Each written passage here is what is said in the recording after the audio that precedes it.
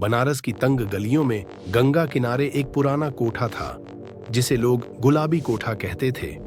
यह कोठा अपनी रौनक और खूबसूरत तवायफों के लिए मशहूर था, मगर वहां की सबसे चर्चित और रहस्यमयी थी सौम्या। उसकी सुंदरता की मिसाल दी जाती थी। बादामी आंखें, लंबे काले बाल और आवाज में ऐसा जादू कि बड़े बड़े नवाब, साहूकार और रईस उसके दीवाने थे। लेकिन सौम्या सिर्फ एक तवायफ नहीं थी, उसके दिल में एक अनकही दास्तान थी।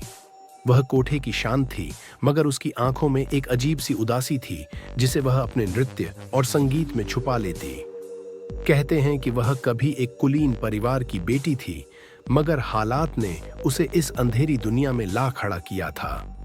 एक दिन कोठे में एक नया ग्राहक आया, अवनीश, जो एक लेखक था। वह बाकी आदमियों की तरह सिर्फ मनोरंजन के लिए नहीं आया था, बल्कि सौम्या की आंखों में छिपी कहानी को पढ़ने आया था। उसने देखा कि सौम्या की मुस्कान नकली थी, उसकी हंसी में दर्द छुपा था। धीरे धीरे अवनीश और सौम्या की बातचीत होने लगी।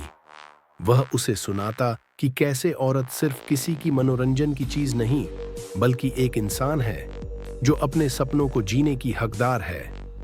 सौम्या के दिल में दबा दर्द अब शब्दों में ढलने लगा।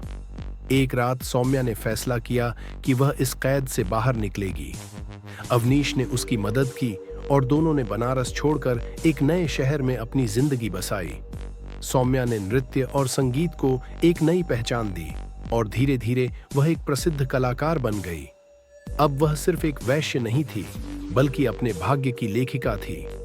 जब सालों बाद सौम्या फिर बनारस लौटी, तो गुलाबी कोठा अब वीरान था, मगर उसकी यादों में वह कोठा हमेशा जिंदा रहेगा, जहां से उसकी पहचान की शुरुआत हुई थी और जहां से उसने अपने नए जीवन की ओर कदम बढ़ाया था।